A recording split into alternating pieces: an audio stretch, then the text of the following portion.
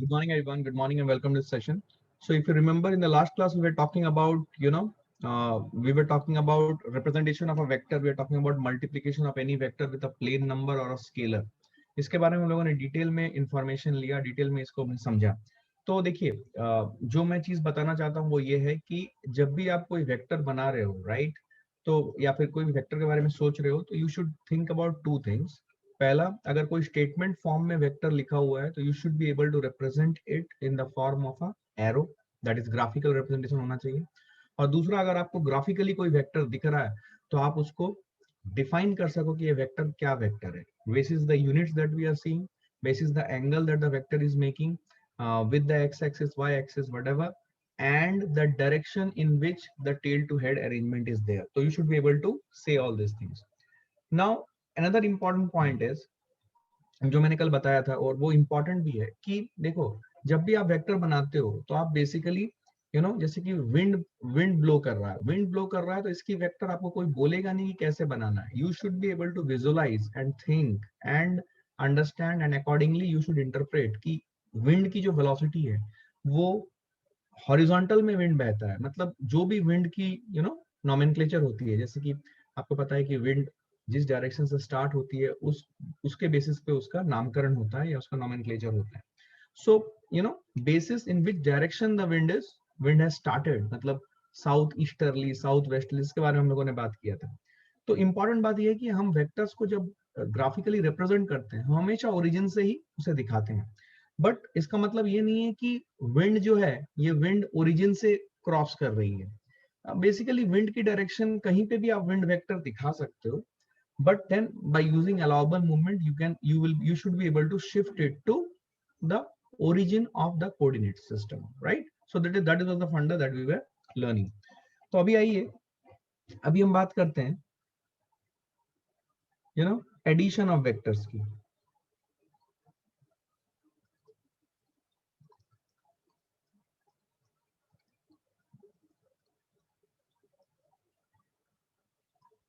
So we'll talk about addition of vectors. Now concept, please try to understand.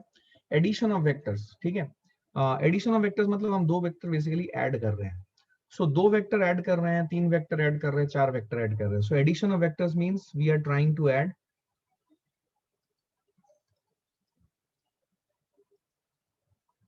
two or more vectors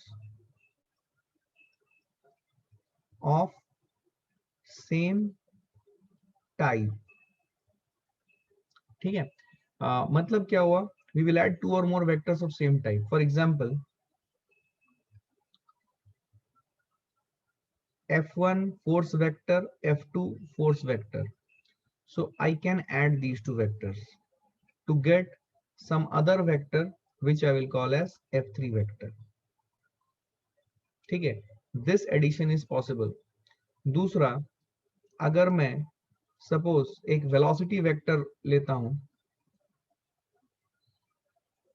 I will add the second velocity vector to it, I will get the third velocity vector. कुछ basic बातें यहाँ पे समझनी है कि these are feasible operations, ऐसा हम कर सकते हैं. तो दो vectors of the same type, या मीन्स इसका मतलब है दो vector of the same type means उनके यूनिट सेम होंगे, ऐसे दो वेक्टर्स को हम ऐड कर सकते हैं. मतलब यहाँ पे अगर कोई बोलेगा मुझे कि sir can I add force vector and a velocity vector, the answer is not possible. ये फिजिबल नहीं है. Can I add a velocity vector and a displacement vector, the answer is this is not feasible. तो जब भी हम add करेंगे किसी भी नंबर ऑफ वेक्टर्स को, सुने ध्यान से, जब भी हम ऐड करेंगे किसी भी नंबर ऑफ वेक्टर्स को, जनरली जो हम ऐड करेंगे तो हम दो वेक्टर्स ऐड करेंगे, एक वेक्टर का कोई एडिशन होगा नहीं. दो वेक्टर ऐड करेंगे या दो से ज्यादा नंबर ऑफ वेक्टर्स ऐड करेंगे. तो जब भी हम दो वेक्टर्स ऐड करेंगे या दो से ज्यादा नंबर ऑफ वेक्टर्स ऐड करेंगे तो we have to first see that we are adding vectors which are of the same type और सेम नेचर, मींस उनके यूनिट सेम है. सेम टाइप मींस क्या, same type means same units. तो same units होना मतलब आपको पता चल जाएगा कि दोनों वेक्टर फोर्स वेक्टर हैं. उनकी मैग्नीट्यूड अलग अलग हो सकती है, that's not a problem, but उनकी जो यूनिट होगी दैट शुड बी सेम. उनके डायरेक्शन भी अलग अलग हो सकते हैं, ठीक है, बट उनकी यूनिट सेम होगी. क्योंकि दो वेक्टर्स हम ऐड कर रहे हैं, ऐसा नहीं है कि ये दो वेक्टर इक्वल वेक्टर्स हैं। दो अनइक्वल वेक्टर्स भी, दो एंटी पैरेलल वेक्टर्स भी, दो पैरेलल वेक्टर्स भी, दो कोप्लेनर वेक्टर्स भी, सब ऐड हो सकते हैं। लेकिन उसके लिए जरूरी क्या है कि दोनों वेक्टर की यूनिट्स क्या होनी चाहिए, सेम होनी चाहिए। इंपॉर्टेंट, क्लियर है ये? अगर मैं एक फोर्स और वेलोसिटी वेक्टर को जोड़ूंगा तो मैं कुछ भी, मेरा को कुछ आएगा ही नहीं। दैट इज इनफिजिबल और that is not possible that we are adding two vectors of different types. Different type means एक फोर्स एक वेलोसिटी, हम ऐसे ऐड नहीं कर सकते। I hope you are understanding what I am trying to say. Clear है? So we will add two और more vectors of the same type, that is what is important. दूसरा, ठीक है, when we are adding, see listen, assume the vectors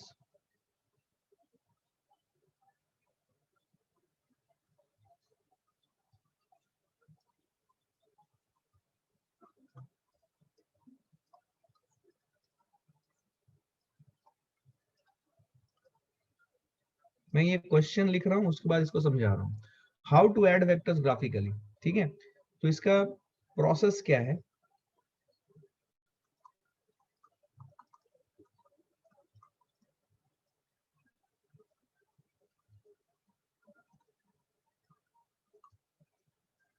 सब लोग लिखो, assume vectors at adjacent sides of a polygon, ठीक है? ठीक है, assume vectors as adjacent sides of a polygon,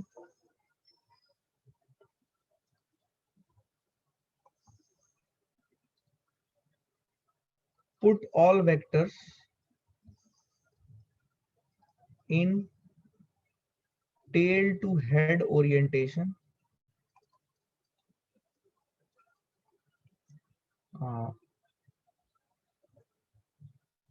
to be added, ठीक है? put all vectors to be added in tail to head orientation. Step 3 के लिए मुझे next page जाना पड़ेगा। Is this page done? Is this page done?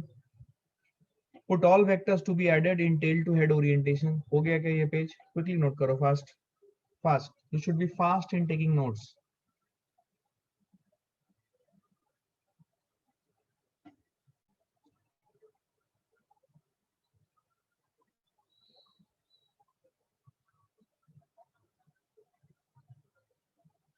हो गया? Okay, I hope ये लिख लिया आप लोगों ने, ठीक है ना? Okay fine, now now now listen to me, ठीक है? यस, बोलो बोलो संयम।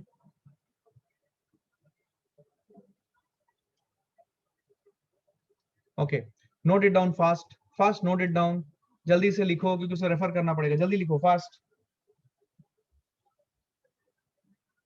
आई hope you have written it down. Okay, बढ़ रहा हूं मैं आगे, ठीक है? Now listen to me. How to add vectors graphically? Assume vectors as adjacent sides of a polygon. Put all vectors to be added in tail to head orientation. This is step 2. ठीक है? Step 3 में क्या होगा?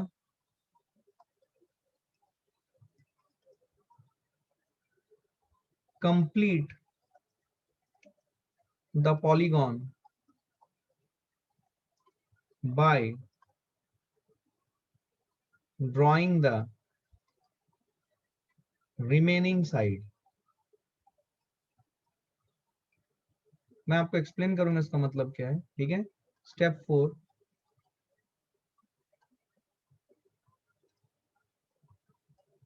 the line drawn in step 3 is the resultant vector.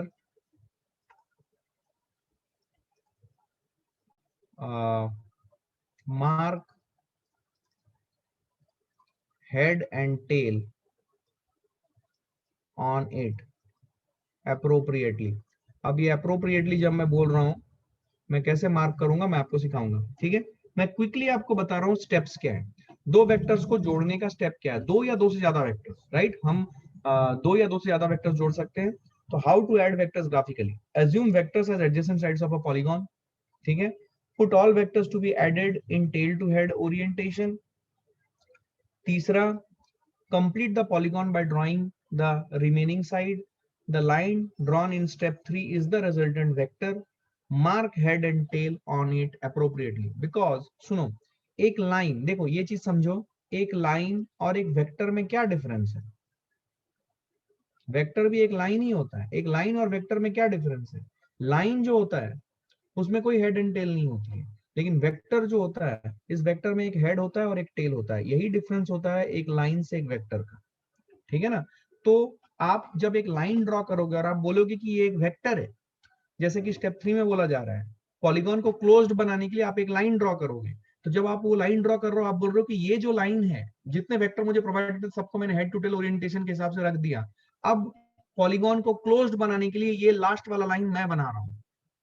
अब ये जो line है ये वेक्टर है, और अगर ये वेक्टर है तो इस वेक्टर की एक हेड और टेल होनी चाहिए। तो उस हेड और टेल को अप्रोप्रिएटली हमें अलॉट करना है। That is what is our job, and how to do it I will teach you now. Now listen to me, मैं एकदम बेसिक से स्टार्ट कर रहा हूँ, ठीक है? सम एग्जांपल्स लेते हैं, आपको क्लैरिटी आएगी। ये एल्गोरिथम को कैसे अप्लाई करें, समझे ध्यान से। सपोज मेरे पास एक वेक्टर है, यहाँ पे फील करें, ठीक है? Suppose I am having one vector here.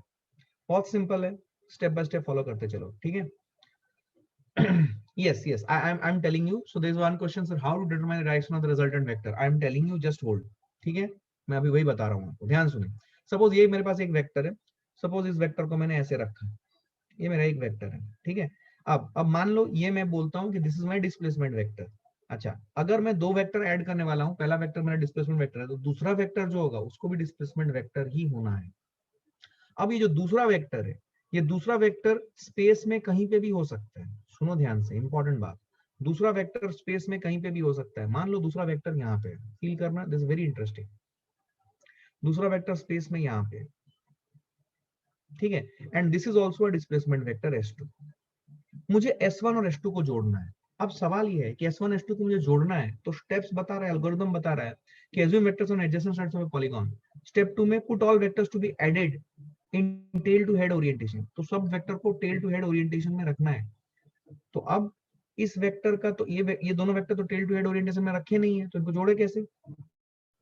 तो रखे नहीं है तो क्या आप फिल इन द ब्लैंक्स, क्या आप डैश करके इन्हें हेड टू टेल ओरिएंटेशन में रख सकते हैं? डैश में क्या आएगा, बोलो, सीख रहे हो आप? डैश में क्या आएगा, क्या बोलना चाहता हूं मैं? Late me see how many of you have really understood vectors, जो मैं जो सिखा रहा हूं।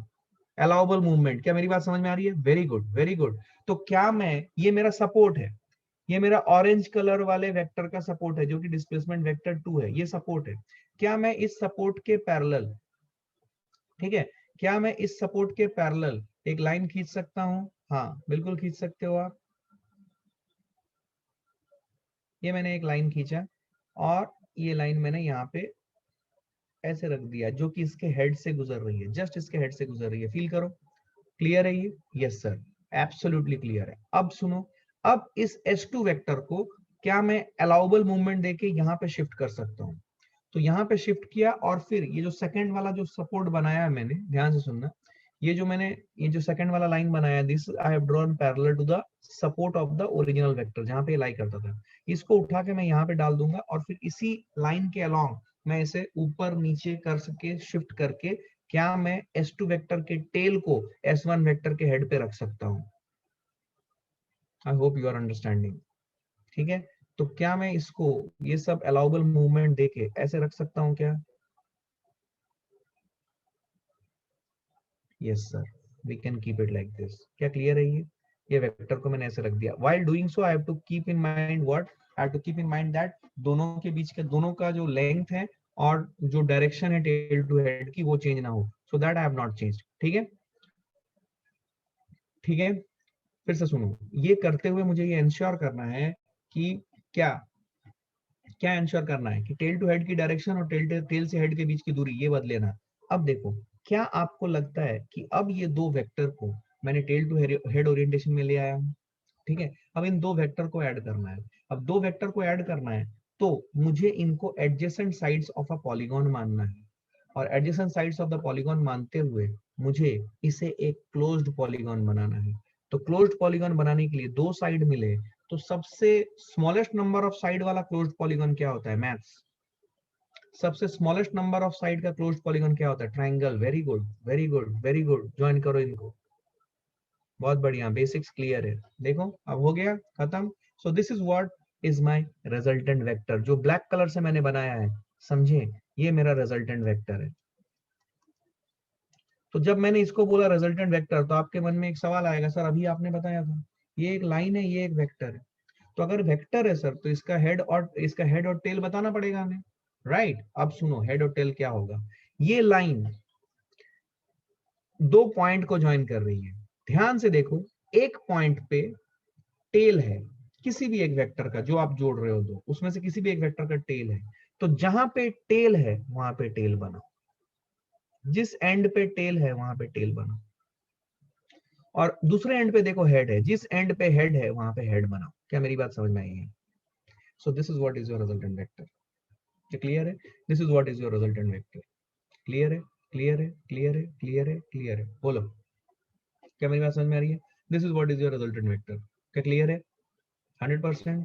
Any doubt, any confusion, anything which is bothering you? Did you understand it?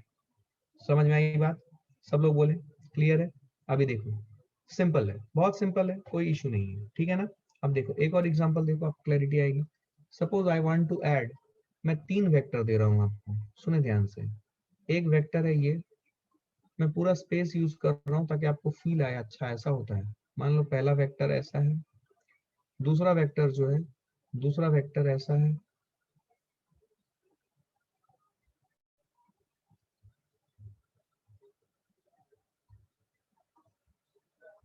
ध्यान से देखो।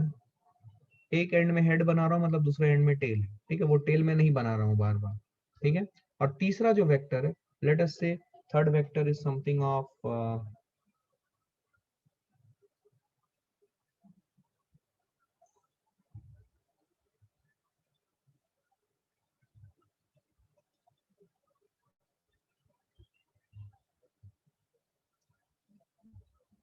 ऐसे।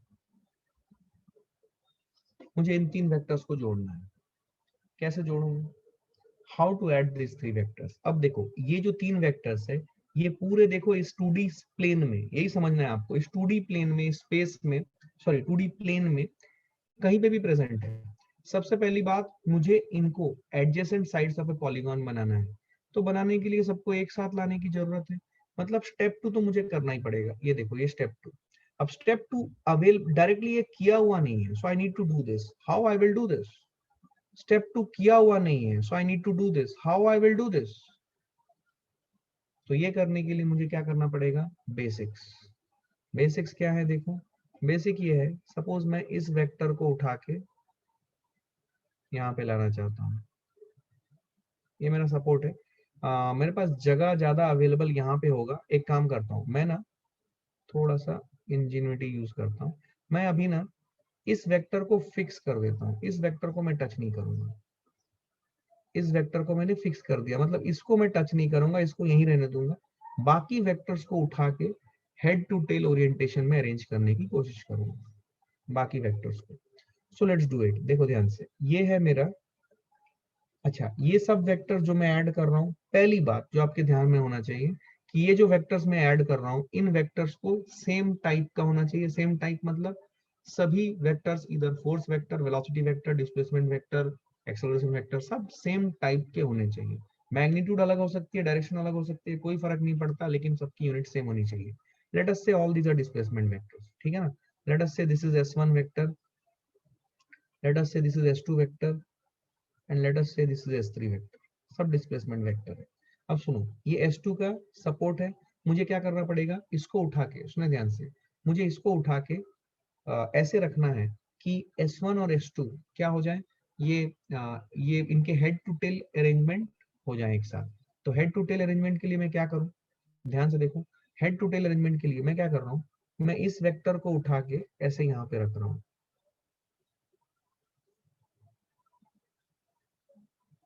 मैं एक पैरेलल लाइन खींच रहा हूं ऐसे, देखो फील करो। अब बहुत तरीके हो सकते हैं, आप बोल सकते हो कि मैं सर ऐसा नहीं करूंगा, ऐसा करूंगा, कर सकते हो, ठीक है ना? मैं आपको जो सिखा रहा हूँ वो ध्यान दो। मैंने ये जो एक लाइन खींची है, ये इसका सपोर्ट है, किसका, S2 का। मैं इस सपोर्ट के पैरेलल ये लाइन खींच रहा हूँ। तो क्या मैं इसको उठा के अलाउबल मूवमेंट दे के, ध्यान से देखना, इसको उठा के क्या मैं ऐसे रख सकता हूँ इसको? आप बोलोगे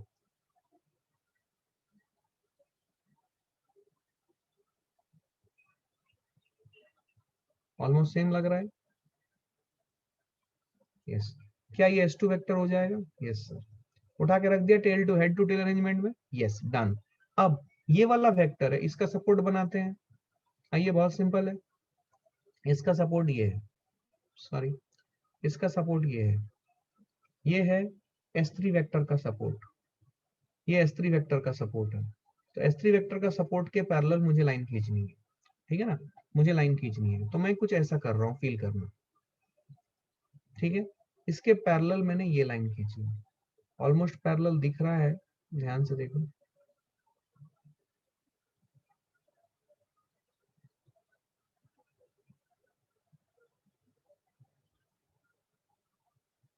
समझ में आया क्या? समझ में आया क्या? ऐसा मैंने खींचा। अब इस वेक्टर को यहां से उठा के यहां पे पुट करके आगे पीछे करके क्या इसके टेल को इसके हेड पे डाल सकता हूं? I hope you are understanding. डाल सकता हूं। ये प्रोसेस जब हो रहा होता है ना, तभी क्लैरिटी आती है। अगर आप डायग्राम देखोगे डायरेक्ट ना, आपको क्लैरिटी ही नहीं आएगी कि बेटा हुआ क्या। समझे आप? आपको क्लैरिटी ही नहीं आएगी कि हुआ क्या।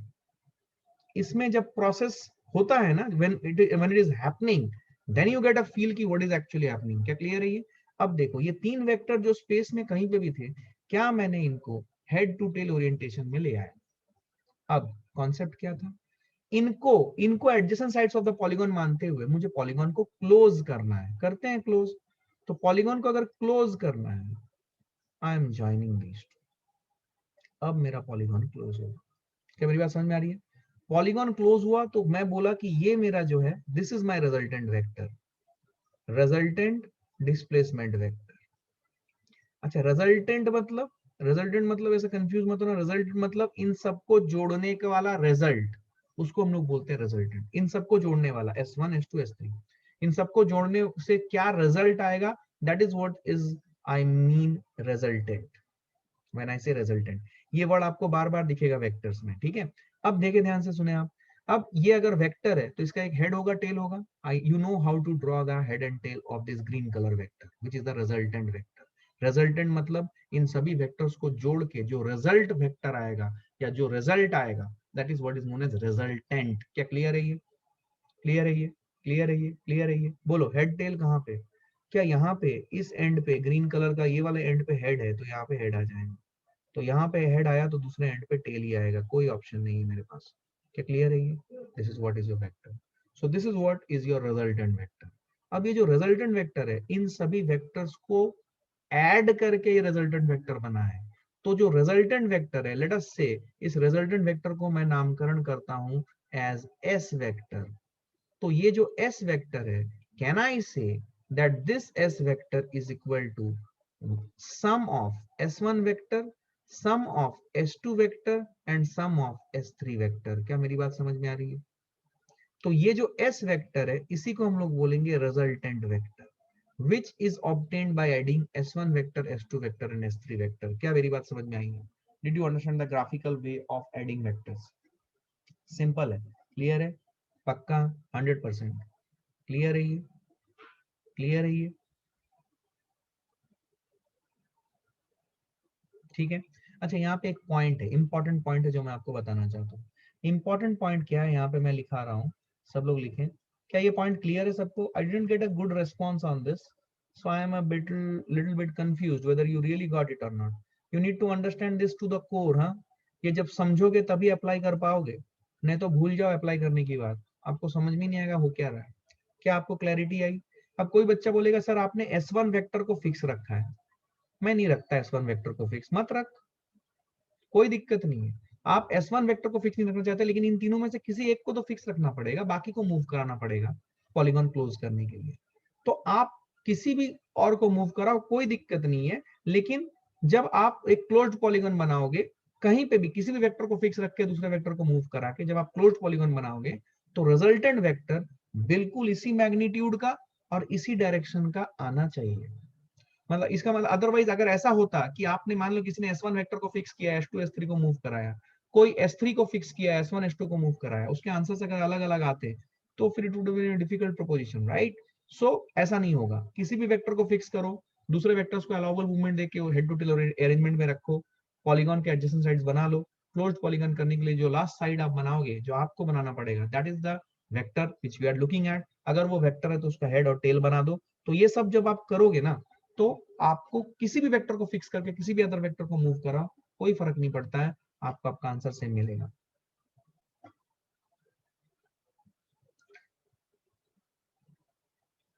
How, now listen to me, ये जो है ये ग्राफिकली रिप्रेजेंट कर रहा है कि ये वेक्टर क्या है, ठीक है? अब जब हम वेक्टर्स को जोड़ते हैं तो हमें कुछ कंक्रीट रिजल्ट मिलना चाहिए, तो ग्राफिकली समझ में आ रहा है, बट जब वेक्टर्स जोड़ेंगे तो एक कंक्रीट रिजल्ट मिलना चाहिए, वो कहां से आएगा? वो हम लोग देखेंगे अभी वो कैसे करते हैं, ठीक? But first write down this point, important point ये है कि to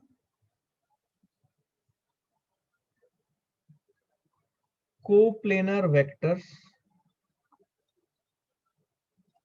of same type when added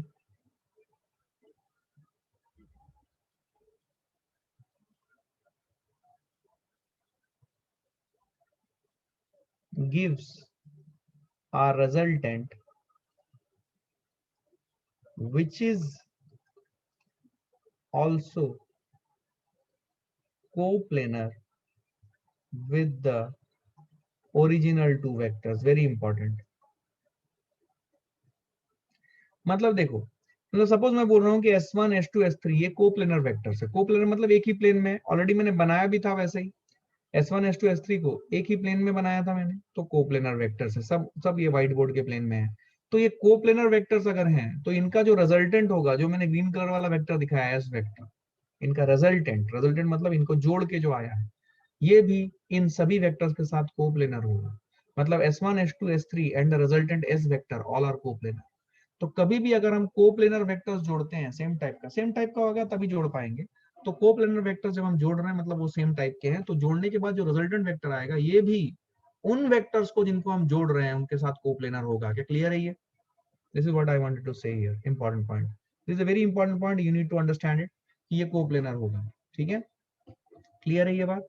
clear है? अगर जो वेक्टर्स हम जोड़ रहे हैं ये कोप्लेनर है तो ये जो रिजल्टेंट है वो भी कोप्लेनर होगा। अब इसमें एक और इंपॉर्टेंट बात जिसमें बच्चे कंफ्यूज होते हैं, देखो अगर मैं दो वेक्टर जोड़ रहा हूं, आपको मैंने सिखाया था दो वेक्टर अगर हम जोड़ रहे हैं सेम टाइप के, तो ये दो वेक्टर कोप्लेनर हो या ना हो, ओरिजिनली है या नहीं है, कोई फर्क नहीं पड़ता, इनको हम कोप्लेनर बना सकते हैं। सो जब भी हम दो वेक्टर जोड़ते हैं, सुने आप, जब भी हम दो वेक्टर जोड़ते हैं तो दो वेक्टर जोड़ने के बाद जो रिजल्टेंट आएगा इनको जोड़ के, सपोज दो वेक्टर ऐसे रखे मैंने हेड टू टेल में, तो इनका रिजल्टेंट ये वाला आएगा। तो ये वेक्टर और ये वाला रिजल्टेंट, ये तीनों कोप्लेनर आपस में होंगे। लेकिन जब हम दो से ज्यादा वेक्टर जोड़ेंगे, तो अगर हमें पता है कि ये तीन वेक्टर, चार वेक्टर, पांच वेक्टर, जितने भी वेक्टर है, अगर ये कोप्लेनर है, तो जो रिजल्टेंट आएगी, ये जो चार या पांच वेक्टर जितने भी हम जोड़ रहे हैं, ये जिस प्लेन में लाई करेंगे रिजल्टेंट भी उसी प्लेन में होगा। क्या मेरी बात समझ में आ रही है? दो वेक्टर के लिए हमें चिंता करने की जरूरत नहीं है, लेकिन जब दो से ज्यादा वेक्टर हैं तो सबसे पहले हमें देखना पड़ेगा क्या दो से ज्यादा वेक्टर क्या ये आपस में कोप्लेनर है। अगर है तो रिजल्टेंट भी उसी प्लेन में रहेगा जिस प्लेन में ये मोर देन टू वेक्टर्स लाई कर रहे हैं। क्या मेरी बात समझ में आई? क्या मेरी बात समझ में आई? Did you get a feel of the things what I'm saying? देखो याद करो, मैंने आपको कोप्लेनर वेक्टर्स में बताया था कि दो वेक्टर हमेशा कोप्लेनर होंगे, बताया था कि नहीं? बताया था, याद है आपको ये? This was an important point which you should keep in mind, right? तो जब हम दो से ज्यादा वेक्टर्स जोड़ें तो पहला पॉइंट ये होता है कि क्या ये सभी वेक्टर्स जो दो से ज्यादा वेक्टर्स हैं, सपोज तीन चार जितने भी जोड़ रहा हूं, क्या ये कोप्लेनर है?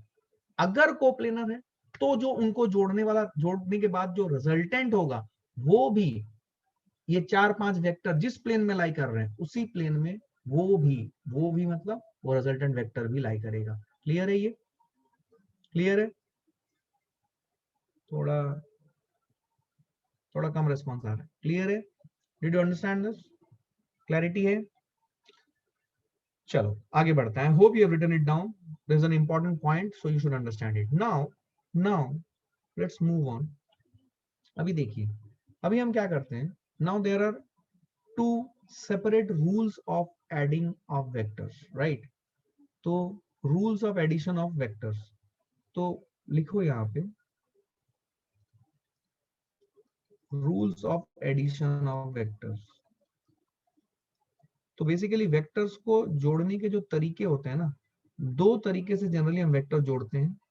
अब rules of addition of vectors graphically लिख देता हूं मैं यहाँ पे, ठीक है? तो basically there are two rules, दो रूल होते हैं। एक होता है ट्राइंगल रूल और एक होता है पैरेललोग्राम रूल, ठीक है? अब ये होता क्या है, सुनो ध्यान से। ट्राइंगल रूल, पैरेललोग्राम रूल क्या है ये, आइए समझते हैं। Triangle rule, parallelogram rule. देखो ट्राइंगल रूल ये बोलता है कि जो दो वेक्टर्स हैं, सपोज एक वेक्टर है यहाँ पे मैं बना रहा हूं, ये हेड है ये टेल है, और दूसरा वेक्टर है सपोज ऐसे,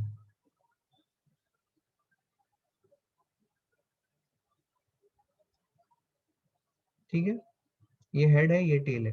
अब ये जो दो वेक्टर्स हैं, सुने, ये जो दो वेक्टर्स हैं, ये दो वेक्टर हो सकता है कि ओरिजिनली ऐसे ना लाई कर रहे हो, ये कहीं पे भी स्पेस में हो सकते हैं या फिर कहीं पे भी एक प्लेन में हो सकते हैं। तो इनको आपने ऐसे लाया, means you have done this step. कौन सा स्टेप? कि इनको put all the vectors to be added in the head to tail orientation. इस ओरिएंटेशन में आप ले आए हो, स्टेप 2 में आप पहुंच गए हो।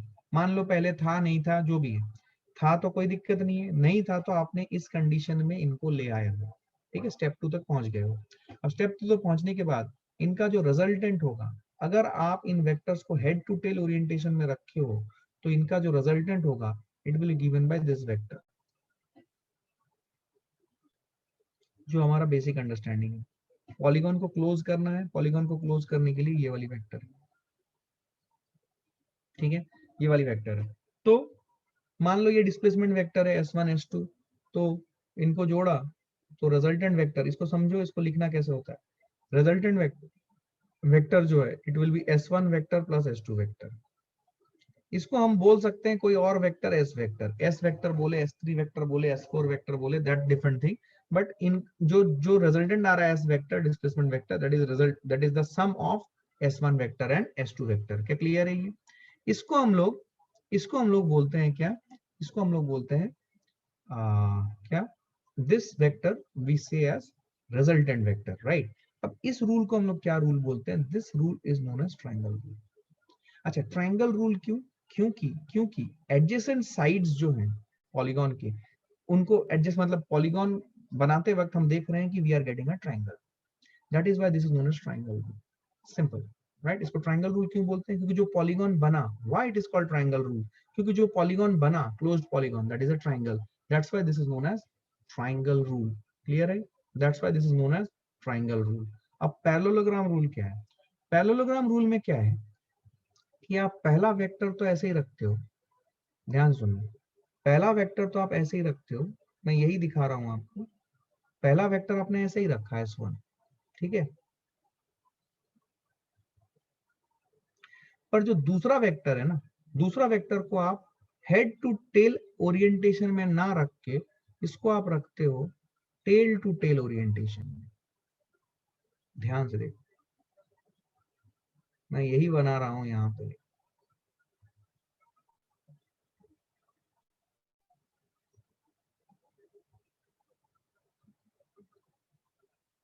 ठीक? ऐसे ही लग रहा है, देखो, फील करना है इसको, ये S2 वेक्टर है। अब इनको मुझे जोड़ना है, तो पैरेललोग्राम रूल में क्या है? पैरेललोग्राम रूल में हम वेक्टर्स को टेल टू टेल में रखते हैं, ठीक है? और इसका रिजल्टेंट निकालने की कोशिश करते हैं।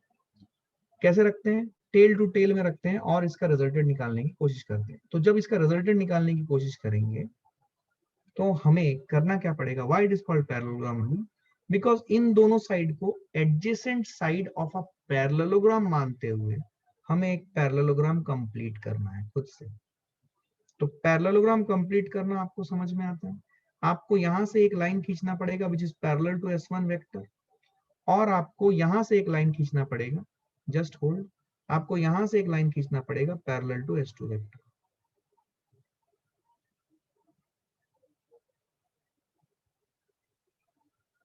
दिख रहा है ये? हमने दो लाइन खींचे, सुने ध्यान से, दो लाइन हमने खींचे S1 S2 वेक्टर। इनको देखो, पैरेललोग्राम रूल में क्या है, सुने ध्यान से, दोनों से रिजल्ट सेम आएगा, दोनों से रिजल्ट सेम आएगा। सुनो, पैरेललोग्राम रूल में क्या होता है कि दोनों वेक्टर को कैसे रखने पड़ते हैं, टेल टू टेल। ठीक है, कैसे रखने पड़ेंगे? ट्राइंगल रूल में हेड टू टेल ही रखो, जो हम सीखते आ रहे हैं, एडिशन ऑफ टू वेक्टर्स का बेसिक, अभी जो मैंने एल्गोरिथम लिखाया था। पैरेललोग्राम रूल में क्या होता है कि दोनों वेक्टर को टेल टू टेल रखो और फिर इनका रिजल्टेंट निकालो।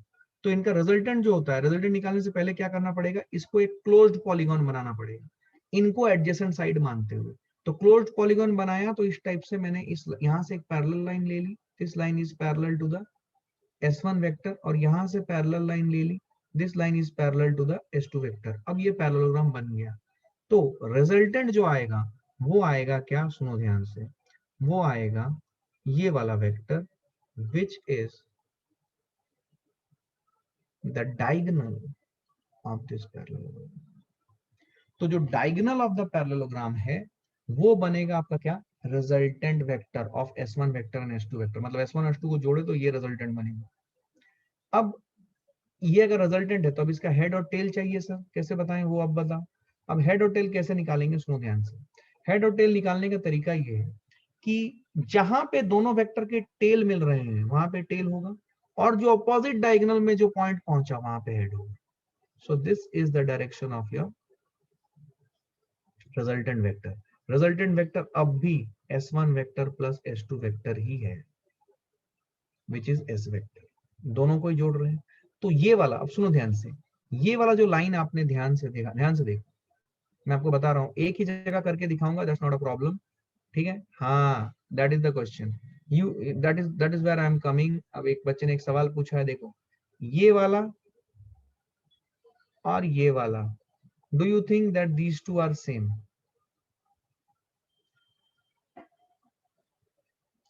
Do you think that these two are same? थोड़ा सा अक्ल लगाओ। Do you think that these two are same? सोच के बताना। ऐसे ऐसे ऐसे मतलब ऐसे मन में आया कुछ भी बोल मत देना, सोचना थोड़ा सा। Think for a moment and tell me, do you think that these two are same? And if you are saying so, why you are saying so? If you are saying so, why you are saying so? सोच के बताओ। आप physics कर रहे हो, you need to apply your mind. कौन बताना चाहेगा? Why do you think that why do you think that this will be the same thing? Okay, देखो ध्यान से, मैं बता रहा हूँ, ये दोनों सेम होंगे। देखो, जब आपने ये पैरेललोग्राम बनाया, सुने ध्यान से, जब आपने ये पैरेललोग्राम बनाया, फील करें इस चीज को, मैं यहाँ पे दिखा रहा हूँ, जब आपने ये पैरेललोग्राम बनाया तो ये वाला लाइन, ये जो S2 वेक्टर वाला लाइन है सपोर्ट, और जो पैरेलल लाइन आपने खींचा है, ये दोनों आपस में पैरेलल है। क्या आप ये समझ सकते हो कि इस वाले वेक्टर को उठा के क्या मैं इस लाइन में पटक सकता हूं? Think about what I am doing.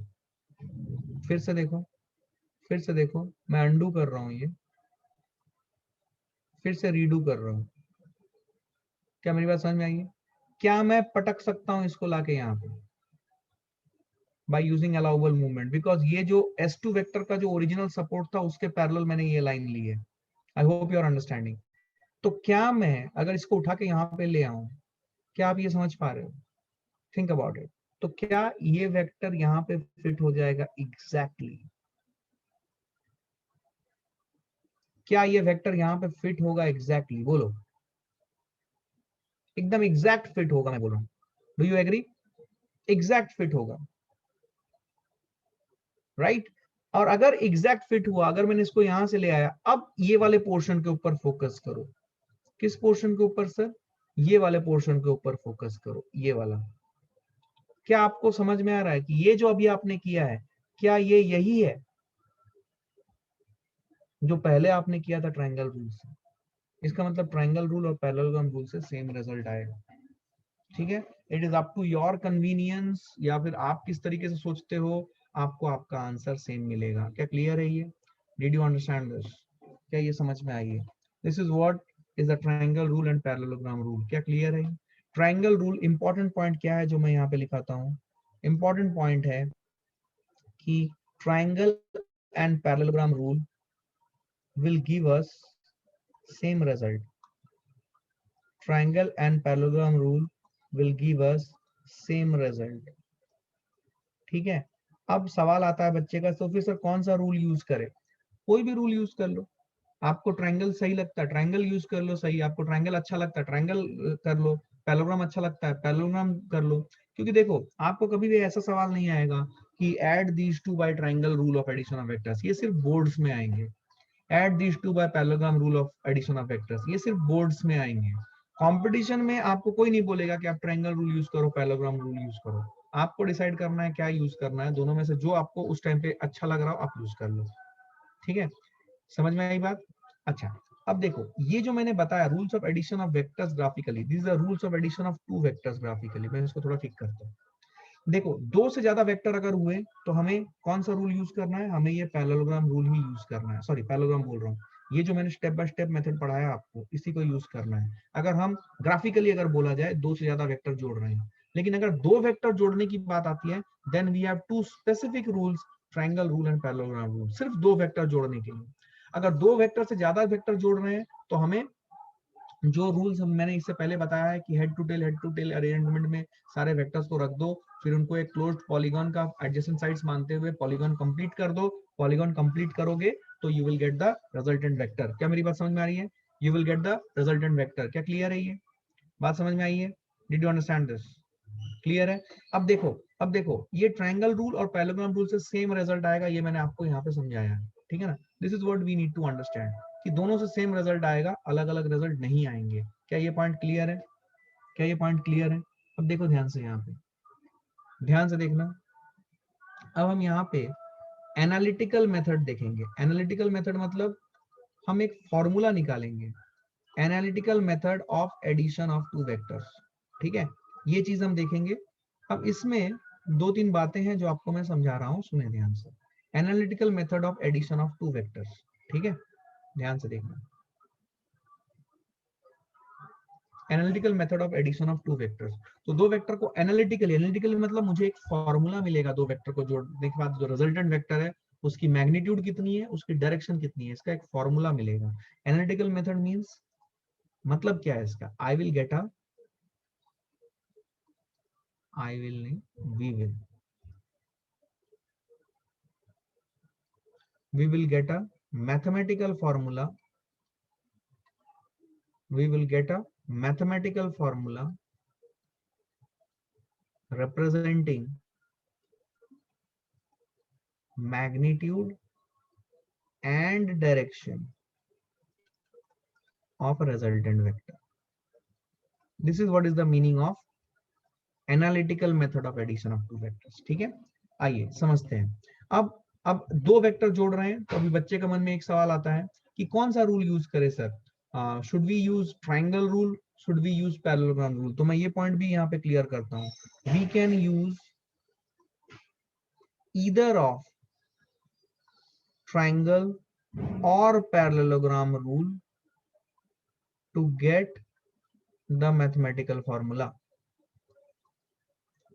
कोई भी हम रूल यूज कर सकते हैं, कोई ऐसा नहीं है कि आपको ट्रायंगल रूल ही यूज करना है और दोनों से सेम आंसर आएगा। जब आप ये देखोगे ना डिस्कशन तो आपको क्लैरिटी बहुत अच्छे से आएगी। Let's try to see now कि हाउ टू गेट इट। अब यहाँ पे एक कॉन्सेप्ट है, सुनो ध्यान से। कॉन्सेप्ट ये है कि we can apply basic geometry and trigonometry to vector triangles और vector parallelograms। ये इंपॉर्टेंट चीज है। मतलब होता क्या है कि आपको ट्रायंगल, आपने जो 10th स्टैंडर्ड तक पढ़ा था उस ट्रायंगल में कोई हेड और टेल नहीं होता था, एंड आप यूज टू हो उस नोमेनक्लेचर से through out your secondary education. तो जब 11th में अचानक से वेक्टर ट्रायंगल बनता है, दो वेक्टर के साथ आप ऐड कर रहे हो दो वेक्टर को, फिर क्लोज्ड पॉलीगॉन बनाने के लिए फिर तीसरा वेक्टर बना देते हो, ये सब काम जब आप करते हो तो कहीं ना कहीं आपके दिमाग में एक कंफ्यूजन रहता है, ये तो वेक्टर ट्रायंगल है, क्या मैं यहाँ पे बेसिक्स ऑफ ज्योमेट्री और ट्रिग्नोमेट्री अप्लाई कर सकता हूँ? The answer is big yes, yes you can apply vector triangle में भी बेसिक ज्योमेट्री एंड ट्रिग्नोमेट्री। अब लॉजिकली सोचो, लॉजिकली सोचो, ऐसा क्यों, ऐसा क्यों, मैं बता रहा हूँ, सुनो ध्यान से, मैं आगे बढ़ रहा हूँ, ठीक है ना? सुने ध्यान से, एक एग्जांपल लेता हूँ, आपको क्लैरिटी आएगी। सपोज मैं बोलता हूँ कि you are having a vector like this, ध्यान से देखना, ये पहला वेक्टर है और ये दूसरा वेक्टर है, and you are having a vector second vector something like this. इनको मैंने हेड टू टेल अरेंजमेंट में रखा है,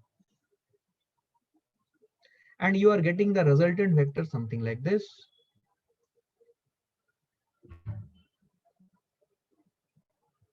पहला पॉइंट मैं जो बोल रहा हूं कि ये जो आपने बनाया है यहाँ पे, सबसे पहले देखो ये एक वेक्टर ट्रायंगल है। तो वेक्टर ट्रायंगल में क्योंकि यहाँ पे जो साइड्स हैं वो साइड्स सिर्फ लेंथ रिप्रेजेंट नहीं कर रहे हैं, वो डायरेक्शन भी रिप्रेजेंट कर रहे हैं, सो दे आर वेक्टर्स। अब मैंने जो आपको क्या पढ़ाया, क्या वेक्टर ट्रायंगल में हम बेसिक्स ऑफ ज्योमेट्री अप्लाई कर सकते हैं? Yes, basics of geometry and trigonometry can be applied, basics of geometry and trigo can be applied. अब कॉन्सेप्ट क्या है, सुनो, जब हम बेसिक्स ऑफ ज्योमेट्री और ट्रिगो अप्लाई करते हैं तो we are just interested in the length of the segments. जो भी सेगमेंट हम ड्रॉ करते हैं ट्रायंगल बनाने के लिए, हमें उनके लेंथ से ही मतलब होता है, उसी को यूज करके हम बाकी सब करते हैं, और उनके बीच के जो भी एंगल्स है।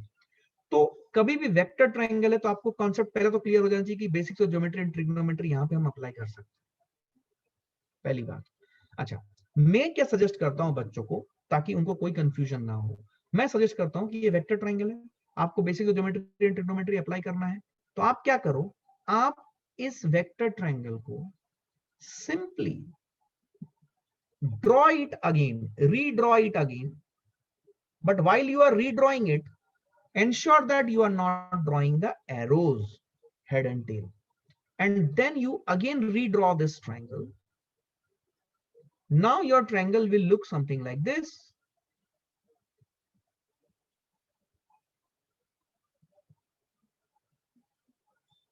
Now your triangle will something look like this. So आपने जो वेक्टर ट्रायंगल था, आपने उस वेक्टर ट्रायंगल के हेड और टेल को आपने कतर दिए, हटा दिया आपने, तो आपके पास ये ट्रायंगल आ गया।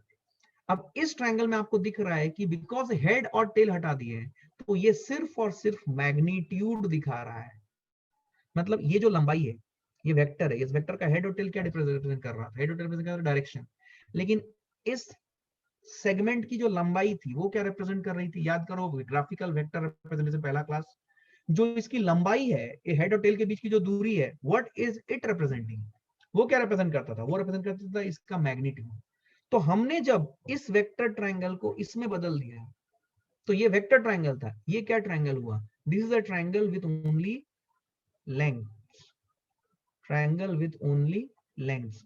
अब ये बनाने का फायदा क्या हुआ? जैसे ही ये ट्रायंगल आया, हमारा दिमाग में से सारा भ्रम हट गया, हमें समझ में आता है कि अरे हाँ, यहाँ पे तो सारे ज्योमेट्री ट्रिग्नोमेट्री अप्लाई कर सकते हैं, बिल्कुल अप्लाई कर सकते हैं। क्या मेरी बात समझ में आ रही है? Did you understand this what I am saying? समझ में आई बात?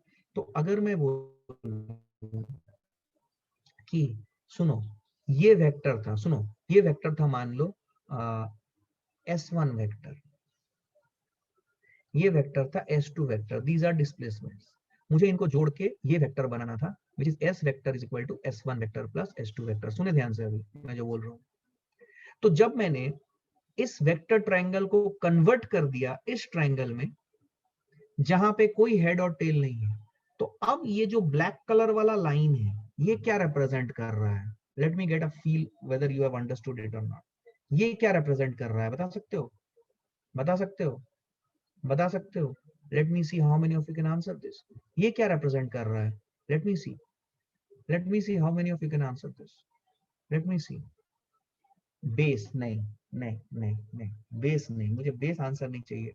ये क्या रिप्रेजेंट कर रहा है? लेंथ, लेंथ बराबर लेंथ, ये लेंथ रिप्रेजेंट कर रहा है, मतलब हाँ, क्या ये S1 वेक्टर का मैग्नीट्यूड रिप्रेजेंट कर रहा है? Very good, it is representing, इसको मैं लिख सकता हूं, ये जो है, याद करो मैग्नीट्यूड ऑफ वेक्टर जब मैंने सिखाया था, ये बहुत छोटी सी बात है लेकिन ये बहुत बड़ी भी है, क्योंकि ये जब समझ नहीं आता ना तो आपको हवा ही नहीं लगेगा बेटा हो क्या रहा है ये। तो मैग्नीट्यूड ऑफ वेक्टर जो होता है, क्या मैंने आपको सिखाया था कि suppose we are having magnitude of vector, suppose S1 vector है, ठीक है, तो इसका मैग्नीट्यूड क्या आएगा, एक सेकंड, ऐसा नहीं लिख के ऐसा लिखता हूं, magnitude of vector, suppose I am talking about a vector, यहाँ पे वेक्टर है, ठीक है, सपोज S1 वेक्टर है, तो इसका मैग्नीट्यूड कैसे लिखते हैं, इधर S1 और S1 वेक्टर को दो डंडों के बीच में रखते हैं, यस और नो। तो ये जो है ग्रीन ब्लैक कलर वाला आपको दिख रहा है, ये रिप्रेजेंट करेगा S1, मैंने ऊपर का एरो हटा दिया, या फिर S1 वेक्टर को दो डंडों के बीच में रख देंगे, so this is representing a length only, are you understanding this. ये S2 वेक्टर है, तो ये रेड कलर वाला वेक्टर क्या हो जाएगा, it will represent only S2। तो फिर ये जो लंबाई है, क्या ये लंबाई निकालने के लिए मैं बेसिक ज्योमेट्री या ट्रिग्नोमेट्री यूज कर सकता हूँ?